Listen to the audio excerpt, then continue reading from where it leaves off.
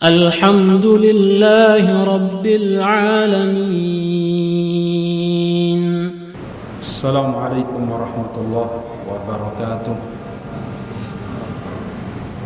إن الحمد لله نحمده ونستعينه ونستغفره ونعوذ بالله من شرور أنفسنا ومن سيئات أعمالنا. من يهده الله فلا مضل له ومن يضلل فلا هادي له. أشهد أن لا إله إلا الله وحده لا شريك له وأشهد أن محمدا عبده ورسوله صلى الله عليه وعلى آله وصحبه وسلم. Para jamaah, Bapak Ibu, saudara-saudariku yang dimuliakan Allah, sahabat sunnah yang semoga senantiasa kita di atas kebaikan, semoga senantiasa tetap selalu istiqomah di jalan Allah, jalan ketaatan kepadanya. Pada kesempatan malam yang berbahagia ini, kembali kita bertemu untuk melanjutkan kajian rutin setiap minggu, setiap pekan, pembahasan kitab Riyadhus Shalihin. Masih dalam pembahasan tentang takwa, masih dalam pembahasan tentang ketakwaan.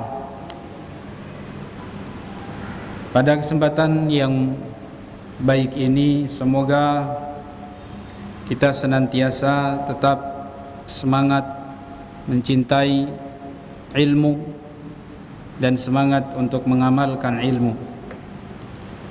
Semoga senantiasa kita terus mencari dan menuntut ilmu, karena ilmu ini tidak akan pernah habis. Terus dicari, maka akan terus ada ilmu ini. Bahkan kadang-kadang yang sudah kita cari hilang dari ingatan kita, hilang dari memori kita, maka tidak ada kesempatan bagi kita untuk berleha-leha, menyia-nyiakan waktu di hal-hal yang tidak bermanfaat atau mungkin bahkan berbuat dosa maksiat. Karena ilmu ini adalah cahaya, dan cahaya tidak akan diberikan kepada orang-orang yang berbuat dosa maksiat. Ketika engkau berbuat dosa, maka Allah subhanahu wa ta'ala bisa mencabut ilmu itu, menghilangkan ilmu darimu. Karena cuman takwa sajalah ilmu itu akan menancap di dalam hati, dada-dada kita, umat Islam, orang-orang yang bertakwa. Hanya dengan ketakwaanlah ilmu itu akan menancap di dalam hati-hati kita. In tattaqullaha wa yu'allimukumullah. Kalau kalian bertakwa pada Allah, maka Allah akan mengajari kalian, menambahkan kepada kalian ilmu. In tattaqullaha yaj'al lakum furqana. In tattaqullah yaj'al lakum furqana. Kalau kalian bertakwa pada Allah, maka Allah akan menitipkan kepada kalian furqan dan mengekalkan kepada kalian furqan. Wa ma huwal furqan? Al-furqan itu adalah pembeda antara kebaikan dan keburukan, dan al-haq dengan kebatilan, sunnah dengan bid'ah, tauhid dan syirik, wal iman wal kufur, dan antara iman dan kekufuran. Maka furqan itu adalah ilmu. Maka barang siapa yang bertakwa pada Allah, maka Allah akan mengajari dan menetapkan di dalam dadanya, di dalam hatinya ilmu. Semakin kita bertakwa, maka mudah-mudahan Allah akan mengokohkan ilmu dalam dada-dada kita. Bapak-bapak, ibu-ibu, para pemirsa Insan TV yang dimuliakan Allah, pada kesempatan malam yang mulia ini kita akan membaca 3 hadis yang tersisa dalam pembahasan tentang ketakwaan. Hadis yang pertama dalam kajian ini sebagai lanjutan dari pembahasan kita yang pertama. Hadis yang kedua ini posisi atau nomor hadis yang kedua dalam bab ketakwaan, tapi malam ini kita ambil yang pertama dari sahabat Abu Sa'id Al-Khudri, Sa'ad ibnu Malik ibnu Sinan radhiyallahu anhu. Beliau berkata, anin Nabi sallallahu alaihi wasallam, dari Nabi beliau bersabda, qal inna dunya hulwatun khadirah, sesungguhnya dunia itu manis dan hijau. Wa inna Allaha mustakhlifakum fiha, dan Allah menjadikan kalian sebagai khalifah yang memimpin dunia ini. Fayanzuru kaifa ta'malun, dan Allah dalam saat yang sama, di waktu yang sama kita dijadikan sebagai khalifah, Allah melihat kita apa yang sudah kita perbuat, ketakwaankah ataukah durhaka maksiat, kebaikankah ataukah malah keburukan. Apa yang kita lakukan di dunia ini. Fattaqud dunya wattaqun nisa, maka hati-hatilah kalian, hati-hatilah kalian dengan dunia, dan hati-hatilah kalian terhadap para wanita. Hati-hatilah kalian terhadap godaan, fitnah para wanita. Mengapa? Fa inna awwala fitnati bani Israel kanat fin nisa, karena awal mula fitnah godaan Bani Israel yang menimpa Bani Israel adalah para wanita. Hadis riwayat Imam Muslim. Hadis ini mengingatkan kita, menasehati kita agar berhati-hati dengan dunia yang isinya adalah senda gurau, yang isinya adalah permainan, yang isinya adalah perhiasan, yang isinya adalah casing saja, yang sifatnya adalah sementara. Dunia yang sifatnya fana, dia akan binasa, maka kenikmatannya di dalamnya hanya sementara. Maka takutlah kalian, hati-hatilah kalian terhadap fitnah dunia. Dan di antara fitnah dunia itu adalah wanita. Di antara fitnah dunia yang ada di dunia ini adalah wanita. Dan umat-umat terdahulu dibinasakan dan mereka hancur agamanya karena wanita. Kita lihat kisah Nabi Yusuf alaihissalam, perempuan terhormat, berkedudukan, cantik, berharta. Siapa yang tidak tergoda dengan beliau? Nabi Yusuf alaihissalam sampai mengatakan, kalau bukan karena takut pada Allah, kalau bukan ketakwaan, maka dia akan berbuat dosa maksiat itu yang diajak. Karena ini sudah kesempatannya sangat mudah sekali, sangat gampang sekali. Tidak ada yang terhalang lagi di situ. Tutup pintu, nggak ada orang yang lihat. Baru kemudian wanita ini sudah menyiapkan dirinya, sudah siap untuk melakukan dosa. Tapi karena pertolongan Allah, ketakwaannya Nabi Yusuf, Allah selamatkan dari fitnah, dari cobaan, dari godaannya wanita ini. Dan kalau seandainya saat itu pula Nabi Yusuf melakukannya, maka bisa jadi kenabiannya ini dicabut. Mungkin dia tidak jadi nabi, atau mungkin jadi nabi tapi ya tercatat seorang nabi pernah berbuat dosa yang sangat tercela, Karena memang para nabi tidak ada tercatat dia pernah berzina. Tidak ada itu. Ikut-ikut dosa maksiat, apalagi sudah jadi nabi ini. Dia sudah bisa menafsirkan takwil mimpi. Dia diberikan kemampuan untuk bisa menafsirkan mimpi-mimpi dan sudah mendapatkan wahyu dari Allah Subhanahu wa taala, sudah jadi nabi. Tapi kalau bukan karena pertolongan dari Allah, maka dia tidak akan selamat, ini Nabi Yusuf. Nih. Jadi perempuan itu adalah menjadi medianya atau sebab kehancurannya Bani Israel. Dan kalau kita bahas Bani Israel, artinya keturunannya Nabi Yakub. Bani Israel itu adalah keturunannya Nabi Yakub. Nabi Yakub punya anak 12, diantaranya adalah Yusuf alaihissalam. Setingkat Nabi Yusuf digoda oleh wanita. Siapa yang tidak tertarik berparas cantik, punya harta, punya kedudukan, siapa yang tidak tergoda? Masih muda, walaupun dia seorang istri raja. Oleh karenanya, apa yang dikatakan oleh Nabi SAW bahwa wanita adalah merupakan penyebab hancurnya Bani Israel, dan mereka digoda dengan godaan wanita ini. Nabi Yahya alaihissalam, putranya Zakaria, putranya Zakaria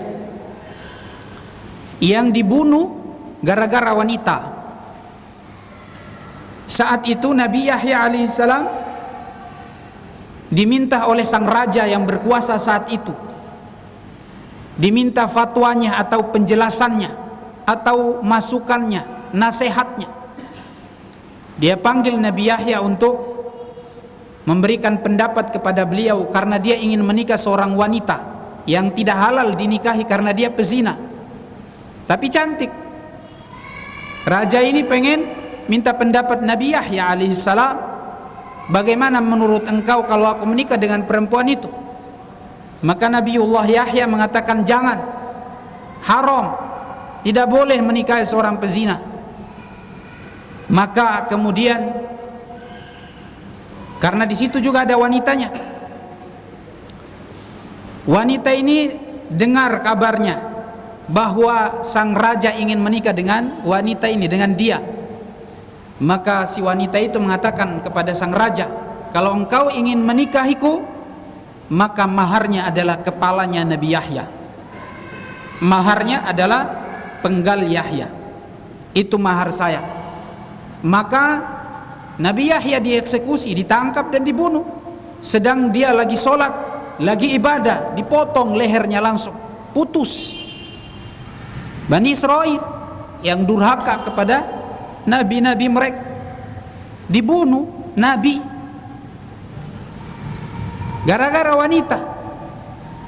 Lalu kemudian kepalanya Nabi Yahya dibawa di istana, di depan di singgasananya kepalanya Nabi Yahya dilemparkan di hadapan sang raja sambil mereka menertawakan dan ingin merendahkan Nabiullah Yahya. Dan perempuan itu tertawa dan berbangga-bangga.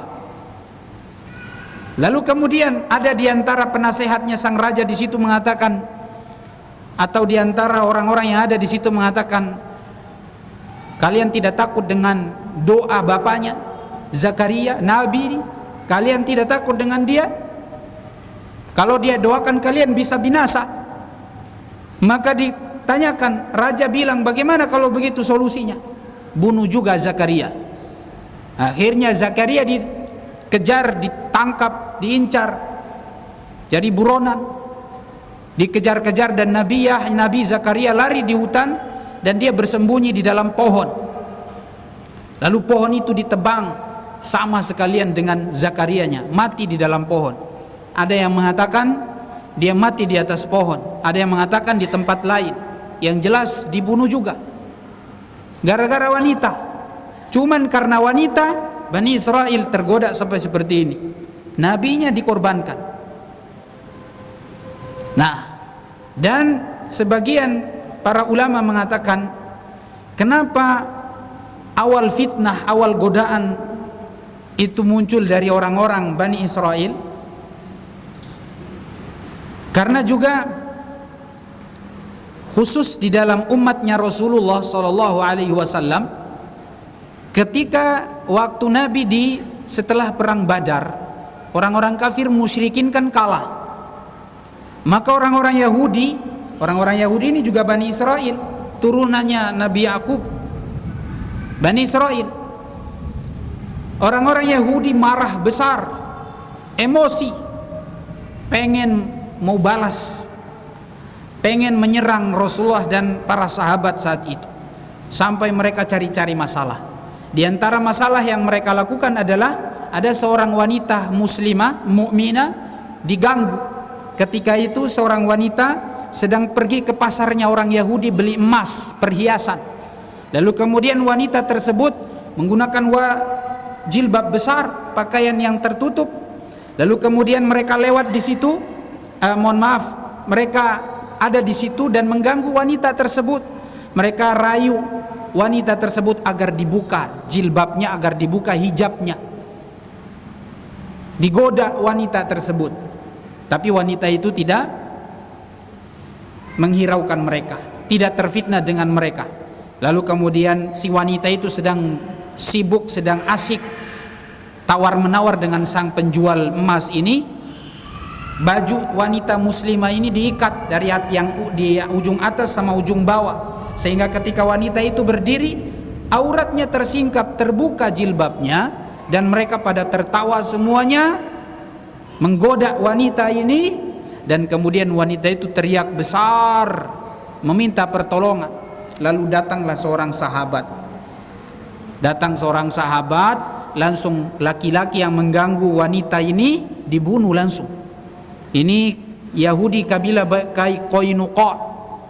Dan pertama kali Nabi berperang dengan orang-orang Yahudi itu dengan kabilah Qainuqa ini atau Bani Qainuqa ini, sebelum berperang dengan yang besar-besaran nanti di perang Khandaq dengan orang-orang Yahudi juga. Ini pertama kali adalah dengan mereka ini. Sebabnya adalah mereka mengganggu seorang wanita muslimah. Maka kata Nabi sallallahu alaihi wasallam, inna awwalu fitnati Bani Israel kanat inna awwala fitnati Bani Israel kanat fin nisa. Pertama kali cobaan gangguan orang-orang Bani Israel terhadap umat Islam itu adalah dari wanita. Ya, ini disebutkan oleh para ulama adalah wanita muslimah yang digoda, yang diganggu oleh orang Bani Israel, yang mereka pengen merayu wanita ini agar dia membuka jilbabnya, agar mereka ingin melihat wanita muslimah ini tersingkap, terlihat kecantikannya. Dan sampai sekarang orang-orang Yahudi, musuh-musuh Islam, mereka berusaha agar wanita muslimat membuka jilbab-jilbab mereka. Sampai sekarang, dari mulai dahulu sampai sekarang, kebiasaan mereka suka menggoda agar wanita muslimah terbuka hijabnya, agar bisa dinikmati. Media sebab sumber fitnah kerusakan umat Islam itu dari sini. Dan mereka tahu bahwa kalau ingin menghancurkan umat Islam, dari wanitanya saja dibikin supaya mereka ini lebih terpesona pada wanita, disuruh dibukalah jilbabnya. Coba kita lihat sekarang ini media-media, baik media televisi, internet, macam-macam semuanya, di situ banyak sekali perempuan-perempuan, dan menjadi alat untuk promosi barang-barang mereka. Promosi mobil ada perempuannya, promosi sabun ada perempuannya, promosi sampo ada perempuannya, promosi baju ada perempuannya, sampai promosi alat-alat bangunan ada juga perempuannya. Yang ditampakkan adalah perhiasan kecantikan wanita, dan hampir semua yang jadi pemerannya aktornya itu adalah muslimah. Dia mukmin, dia bersyahadat asyhadu an la ilaha illallah wa asyhadu anna Muhammad Rasulullah. Tapi karena apa? Fulus. Dunia, ya, ada kaitannya dunia dengan wanita.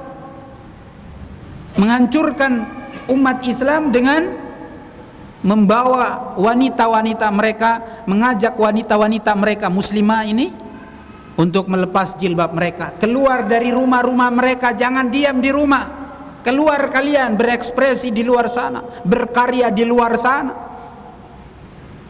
Itu memang tujuan mereka. Kalau konsepnya Islam kita, konsepnya agama kita, itu adalah wanita muslimah waqarna fi buyutikunna, di dalam rumah. Ya, di dalam rumah. Pernahkah antum dengar, pernahkah antum baca, pernahkah antum tahu bahwa wanita-wanita muslimah di zaman sahabat, wanita-wanita mukminah di zaman sahabat, mereka para pekerja di luar sana? Ya, kuli bangunan kah? Atau dia mungkin pengembala kambing kah? Atau dia pedagang kah? Apakah wanita? Pernah antum dengar seperti itu? Seorang wanita jadi pedagang besar, lalu kemudian dia berjualan di mana-mana? Nggak ada. Apakah Hafsah pernah berjualan di luar sana? Ya, jadi pedagang besar ke Syam, ke Yaman, ke Mesir. Apakah pernah ada? Hafsah, Zainab, Ummu Kulthum, Ummu Salama, dan istri-istri para sahabat yang lainnya. Apakah pernah ada? Nggak ada. Wanita muslimah, mereka berkarya di rumah-rumah mereka. Kalaupun mereka berbisnis, ya di rumahnya saja. Atau misalnya kalau dia mau kerja, kerja di tempat yang aman, yang tidak ada laki-laki di situ, tidak terfitnah dengan laki-laki. Ini sekarang tempat kerja gabung sama laki-laki di situ, gimana nggak tergoda, nggak terfitnah? Ya, istri kita kerja di rumah, tidak ada siapa-siapa, cuman ada pembantu. Anak kita diasuh sama pembantu. Anak kita tidak mengenal bapaknya, anak kita tidak mengenal ibunya, dia cuma kenal pembantunya. Dan dia lebih akrab sama pembantunya. Tidak ada keterkaitan hubungan yang erat antara orang tua dengan anaknya. Yang ada cuma sama pembantu.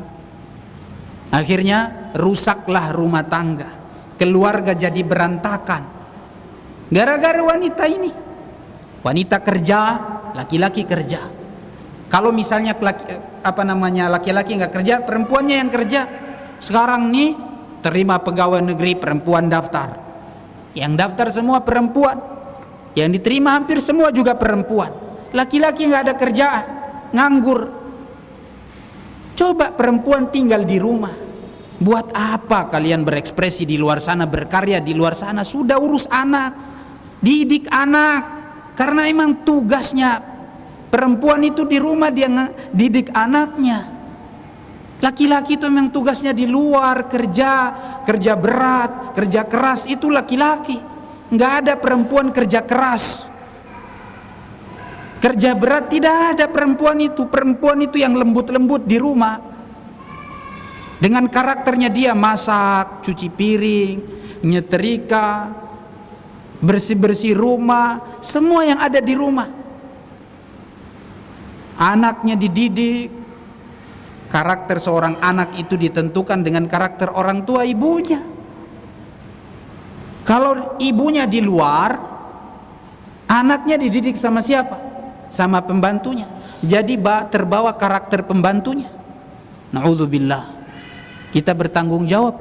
Kita orang tua bertanggung jawab. Walaupun nanti anakmu berhasil gara-gara didikan pembantumu, maka engkau juga tetap berdosa karena tidak mendidik anakmu. Engkau bertanggung jawab. Engkau bertanggung jawab. Allah subhanahu wa ta'ala meminta kita yang menjaganya, kita yang mendidiknya, kita yang memeliharanya. Kullukum ra'in wa kullukum mas'ulun an ra'iyati. Kalian pemimpin, masing-masing ditanya kepemimpinannya. Warrajulu ra'in fi baitihi, fi ahli baitihi. Laki-laki suami, dia bertanggung jawab untuk keluarganya. Wal mar'atu ra'in fi baitihi. Perempuan di dalam rumahnya dia bertanggung jawab. Oleh karenanya hari ini kemudian kalau perempuan diekspos keluar, ya, dibawa keluar, di rumah tidak ada siapa-siapa, cuman pembantunya. Dan gitu perempuan ini yang pembantunya bukan, kalau kita laki-laki tidak mahram dengan dia, kalau dia tiap hari di rumah, perempuannya keluar di luar sana, istri kita keluar sana, kita setiap hari mungkin di dalam rumah dengan pembantu. Allah, ini masalah. Kita telah apa namanya terfitnah dan juga sudah termakan syubhat, godaannya orang-orang Bani Israel, ahli kitab, yang dari dulu memang senjata mereka adalah para wanita. Mereka masuk dari wanita ini, sampai dikatakan bahwa wanita ini dalam hadis Nabi mengatakan masayidus syayatin, pancingan-pancingan syaitan itu wanita. Ya, jadi menjerumuskan umat Islam khususnya kaum pria itu dari wanitanya, agar agamanya umat Islam ini rusak dari wanita. Dengan hujah, dengan dalil, ya, emansipasi wanita, kebebasan wanita, dia juga punya hak untuk berkarya. Ya akhi, orang Islam punya konsep bukan seperti itu.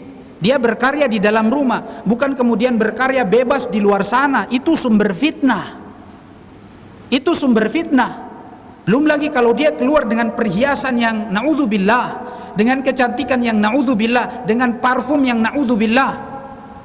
Ayyuma imra'atin ista'tarat thumma kharajat famarrat ala qaumin ala rijalin fakanat zaniya.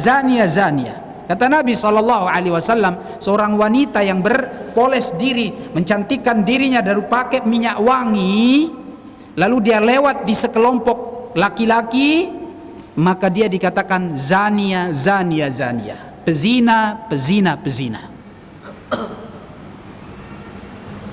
Itu sudah dari situ sudah berdosa. Apalagi kalau sudah langsung misalnya kontak dengan laki-laki, komunikasi akrab, ya, apalagi sambil bercanda-canda, sampai mungkin bisa jadi mesra-mesraan, naudzubillah, sampai nanti zina, selingkuh, itu semua dari situ. Coba kalian tutup pintu ini, celah ini dihentikan, ditahan, jangan dilepas, maka tidak akan terjadi selingkuh, pelecehan seksual, tidak ada. Ya, perempuan mau disuruh jadi pemimpin, keluar ke sana, itu sudah bertentangan dengan konsep Islam. Nabi mengatakan, la yuflihu qaumun wallau amrohum imra'ah. Tidak akan beruntung, tidak akan sukses apabila suatu kaum mengangkat seorang wanita jadi pemimpinnya. Dia yang urusan negaranya. Gak akan beruntung itu. Kalaupun secara kasat mata manusia ini dia berhasil, ya, kepemimpinannya sukses, Nabi bilang tidak beruntung. Nabi yang bilang, antum mau beriman sama siapa? Mau beriman kepada Nabi atau beriman kepada aturan manusia? Konsep Islam, antum walaupun sukses secara kasat mata manusia, kalau sudah bertentangan dengan hadis Nabi, gak akan beruntung. Sukses dari mana? Ini sudah melanggar, ini sudah berdosa. Langkah yang sudah dilakukan ini berdosa, walaupun dia berhasil lagi. Keberuntungan di sini adalah keberuntungan agamanya, tidak ada hilang keberuntungan agamanya. Mana ada perempuan bebas di luar sana? Sampai raja-raja dahulu itu tidak ada yang wanita, laki-laki semuanya. Karena nanti dia itu yang pimpin perang, menghadapi masalah-masalah berat, masalah-masalah besar itu laki-laki bukan perempuan. Hadis ini Nabi mengatakan, kenapa perempuan itu tidak akan beruntung? Karena dulu Persia pernah mengangkat seorang pemimpin perempuan, lalu kemudian Allah hancurkan. Maka tidak beruntung kalau perempuan yang jadi pemimpin. Pemimpin presiden, gubernur, perempuan, wali kota kah? Ini masalah besar nih. Yang ngurus laki-laki, perempuan masak, perempuan jahit, perempuan cuci piring, cuci baju, kerja di rumah, layani suaminya. Itu pahala surganya itu. Surganya dia itu di situ. Ya, baiti jannati, rumahku adalah surgaku. Anda berkhidmah untuk suami, pahala. Surganya di situ. Kalau wanita dia cari kerja, dia bantu suami, tapi pekerjaannya sebatas ya dia mungkin ngajar, tapi ngajarnya di sekolah ya, yang sekolahnya sekolah mungkin perempuan, dia ngajar di sekolah wanita, putri, SMP, SMA, silakan, nggak apa-apa. Tapi kalau dia ngajar di situ ada laki-laki, ya biasa komunikasi, hati-hati. Walaupun Anda kuat, Anda manusia, Anda punya kelemahan, semua punya syahwat, laki-laki punya syahwat, perempuan juga punya syahwat. Kalau setiap hari komunikasi akrab dengan lawan jenis, siapa yang tidak tergoda tuh? Akan ada pikirannya. Ustadz, saya walaupun mungkin ada yang mengatakan, Ustadz, saya ini walaupun duduk dengan perempuan akrab gitu biasa-biasa saja. Iya, karena memang dosanya terlalu banyak, jadi yang kayak gitu biasa. Ya, orang kalau masalah sudah seperti itu dianggap biasa itu karena dosa memang terlalu banyak, jadi dianggap biasa. Kita tidak menuduh orang per orang, tapi kita berbicara ini konsep umumnya. Ya, orang kalau sudah banyak dosa, ini jadi malas ibadah, ya. Pengaruhnya malas ibadah. Baca Quran nggak ada, apalagi mau tahajud, apalagi mau puasa sunnah, nggak ada. Yang wajib saja malas, apalagi yang sunnah. Itu kalau sudah banyak dosa. Dia anggap biasa, ya, duduk bareng sama perempuan, jalan bareng sama perempuan, sama partner kerjanya, dianggap biasa. Jangan bohongi diri kita, karena kita ini manusia yang punya syahwat, dan Allah sudah jadikan ciptakan manusia laki perempuan itu saling condong, ya, saling condong. Wa min ayatihi an khalaqalakum min anfusikum azwaja litaskunu ilaiha wa ja'ala bainakum mawaddatan wa rahmah. Ya, seseorang laki condong kepada perempuan, perempuan condong kepada laki-laki. Allah ciptakan laki perempuan berpasang-pasangan karena memang ada kecondongannya itu. Kalau tidak ada kecondongan, tidak ada nikah, tidak ada pernikahan. Lalu kemudian hari ini orang-orang menganggap biasa saja. Dia bilang itu tidak ada sama sekali, saya tidak punya niat, saya tidak punya nafsu ke dia. Bohong itu. Ya, Nabi SAW mengatakan, ma taraktu fitnatan ba'di adarra 'ala rijali minan nisa. Tidak ada godaan yang paling berat setelah aku meninggal ini, aku tinggalkan untuk laki-laki, melainkan godaannya wanita. Itu Nabi yang bilang. Apa emang Anda malaikat jadi tidak tergoda? Gak mungkin. Kita pasti tergoda, laki tergoda perempuan, perempuan tergoda pada laki-laki. Itu manusiawi. Kalau sudah tidak tergoda, itu berarti bukan laki-laki atau bukan perempuan, itu gak normal itu. Atau memang sudah gelap hatinya, sudah gelap hatinya, sudah ditutup, sudah tidak bisa membedakan ini dosa dan ini pahala, ini kebaikan dan ini keburukan, sudah ditutup hatinya. Nabi mengatakan apa? Innal abda idza akhta'a khati'atan nukitat fi qalbihi nuktatun sauda. Seseorang kalau dia berbuat dosa, maka akan ditorehkan satu bintik noda hitam di dalam dadanya, di hatinya. Noda hitam di hatinya. Fa in huwa naza'a wastaghfara suqilat. Kalau dia beristighfar dan dia tinggalkan dosa itu, dia jauhi dosa itu, maka noda hitam ini dihapus dari hatinya. Fa in huwa zada, tapi kalau dia tambah dosa lagi, zida fiha, dosa itu akan ditambah, noda itu akan ditambah hatta ta'lu qalbahu, sampai membuat hatinya gelap. Sampai hatinya gelap. Ketika hatinya sudah gelap, apa kata Allah Subhanahu wa taala? Innamal mu'minun idza dzukirallahu wajilat qulubuhum wa idza tuliyat alaihim ayatuhu zadatuhum imana wa ala rabbihim yatawakkalun. Orang-orang beriman kalau disebut nama Allah, dinasehati, diberitahu ini kebaikan, ini keburukan, apa yang terjadi? Ya, wajilat qulubuhum, takut pada Allah Subhanahu wa taala, takut dosa. Dan kalau dibacakan ayat-ayat kepadanya, zadathu iman, imannya bertambah. Jadi semangat beribadah. Jadi semakin takut pada Allah Subhanahu wa taala. Tapi kalau diberitahu ini dosa, dia biasa saja, itu berarti imannya sudah bermasalah itu. Hatinya sudah gelap dengan dosa. Itulah kata Allah, barrana ala qulubihim ma kanu yaksibun. Sudah dikunci hatinya karena dosa-dosa yang terlalu banyak. Barrana ala qulubihim ma kanu yaksibun. Mana iman kita sehingga tidak sama sekali terusik, terasa risih ketika kita berbuat dosa. Nabi mengatakan, innal mu'min al-mu'minu idza sarrathu hasanatuhu wa idza sa'atuhu sayi'atuhu. Itu adalah mukmin.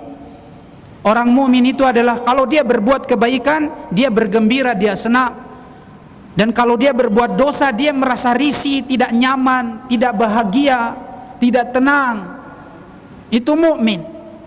Tapi kalau dia berbuat dosa dan biasa saja, tidak merasa risih, tidak merasa khawatir dengan keimanannya, itu berarti bukan mukmin lagi itu, atau mukmin tapi imannya sudah luntur, sudah sangat jauh, sudah dangkal imannya. Oleh karenanya para wanita adalah sumber fitnah. Jangan sampai kita bermudah-mudah mengatakan saya biasa saja. Demikian juga wanita, jangan bermudah-mudah biasa saja mengatakan saya bergaul dengan laki-laki biasa saja, saya santai saja. Nah itu sama kayak tadi, imannya bermasalah.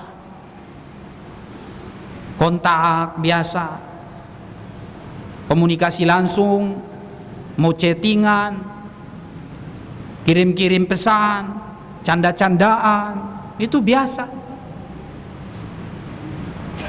Ya, anak muda hari ini hidupnya begitu, gaya hidupnya. Kalau nggak pacaran, kalau nggak ketemuan janjian, ya, kalau nggak pelukan, kalau nggak ciuman, nggak keren. Na'udzubillah. Ya, na'udzubillah. Apakah ini kemajuan? Ini justru ketertinggalan. Jauh. Ini bukan Islam. Islam bukan kayak gitu. Mau menikah ada caranya. Bukan dengan saling canda-candaan, komunikasi bebas, janjian ketemuan, sampai duduk berduaan, pelukan, atau mungkin ciuman, sampai zina. Na'udzubillah. Itulah kemudian hari ini terjadi banyak perzinaan dan nikah sebelum sah.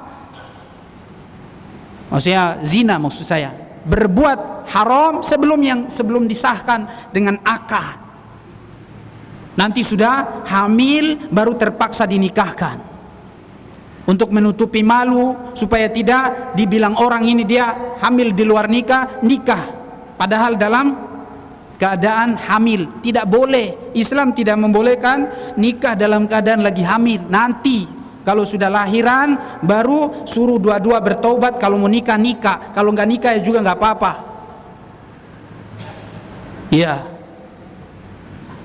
hari ini kenyataannya seperti itu. Laki perempuan biasa tuh komunikasi, pacaran, nggak dibilang gaul, nggak keren, nggak ikut up to date. Kalau seandainya nggak pacaran, nggak punya pacar, si cewek tidak punya laki-laki, yang si laki-laki tidak punya cewek, nggak keren katanya. Itu bukan budaya Islam, itu bukan cara Islam, itu cara orang-orang Bani Israel dulu. Laki perempuan ya biasa saja. Dan mereka masuk dari sini sekarang. Ditulislah ya promosi-promosi apa namanya, naudzubillah, sekarang kayak apa namanya, budaya hari raya Valentine itu. Ya, itu budaya orang-orang apa namanya Yahudi, Nasoro, budaya non muslim.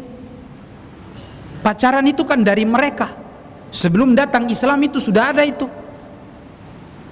Budaya-budaya pacaran, cinta, hubungan cinta sebelum sah, bukan Islam. Islam tidak seperti itu. Nabi mengatakan la yahillu limra'atin apa namanya, la yahluanna ahadukum bimra'atin illa ma'adhi mahramin. Tidak halal bagi seorang laki-laki mukmin muslim berduaan dengan seorang muslimah mukminah kecuali kalau ditemani sama mahramnya, sama bapaknya, sama saudaranya, sama mungkin anaknya, sama pamannya. Nggak boleh berduaan nggak boleh, apalagi sampai pelukan, ciuman, dosa besar ya. Dilakukan setiap kali ketemuan, ciuman, pelukan, haram ya akhi. Menyentuh seorang wanita yang bukan mahram itu lebih ringan apa namanya, ditusuk dengan besi panas api dari kepalanya, itu masih lebih ringan daripada dia pegang tangan seorang wanita yang bukan mahramnya.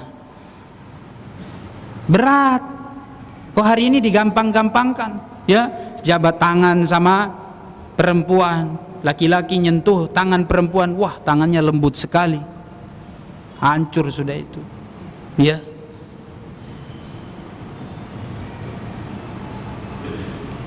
Dosa, maksiat, dianggap biasa. Nah, mau nikah dengan cara pacaran, mau nikah dengan cara yang haram, gak halal itu, gak berkah itu. Dan demi Allah, kalau antum melalui dengan cara-cara seperti ini, kalau yang sudah terlanjur banyak istighfar saja.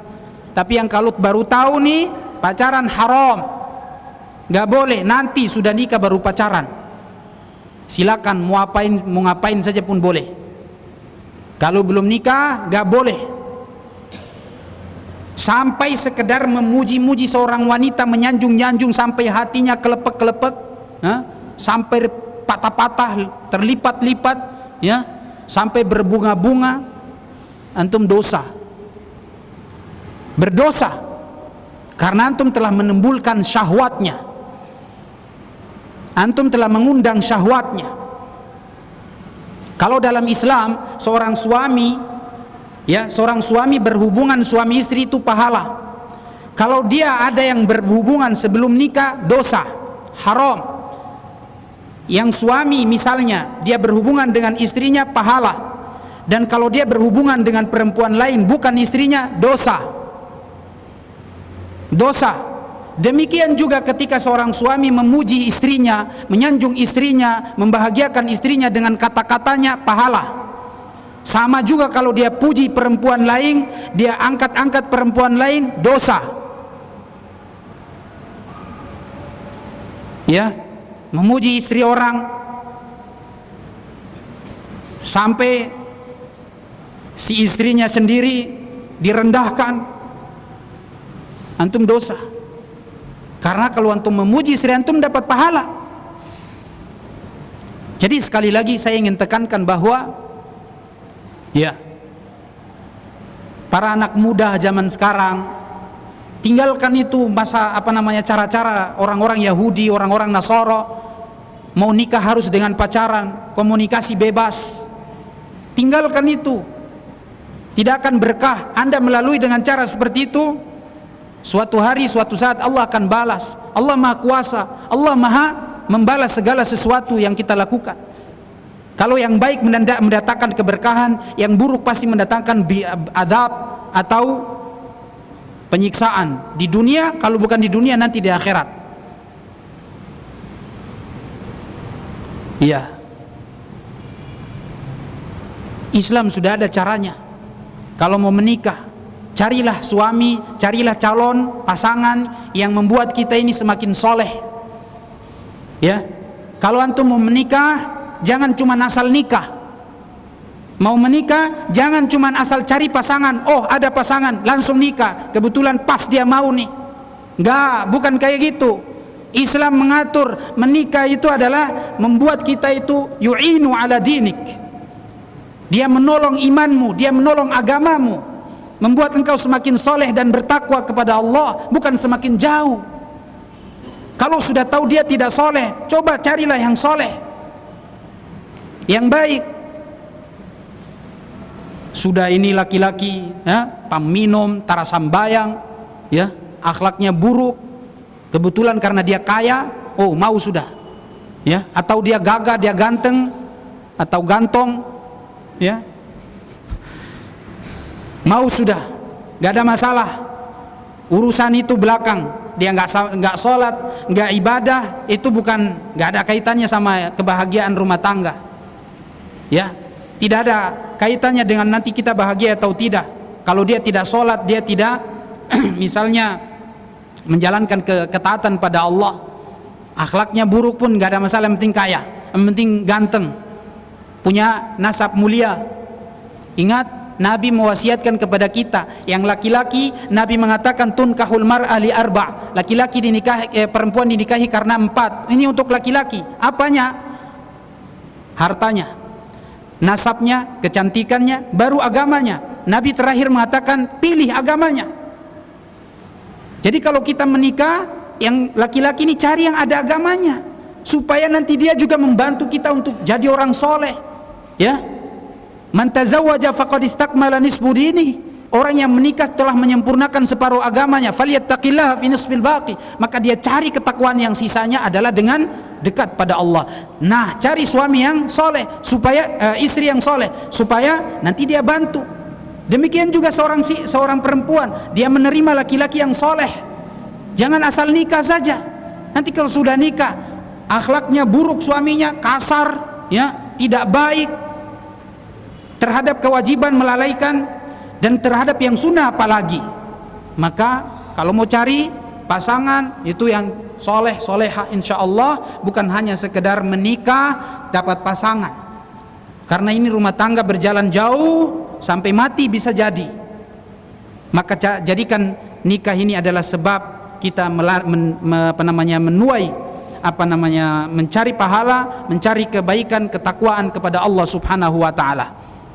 Ini yang bisa kita sampaikan pada kesempatan kajian kita malam hari ini. Satu hadis kita baca tentang perintah untuk hati-hati dan selalu hati-hati terhadap dunia dan wanita, karena fitnah yang menimpa Bani Israel yang membinasakan mereka adalah wanita. Maka kita jangan sampai mengikuti mereka, jangan sampai mengekor pada orang-orang Yahudi Nasara, kebiasaan-kebiasaan mereka yang memamerkan wanita-wanita di luar sana. Orang muslim, orang mukmin jangan ikuti jalannya dan caranya orang-orang Yahudi Nasara, karena Nabi SAW telah memperingati kita untuk meninggalkan dan menjauhi cara-cara orang Yahudi dan Nasara.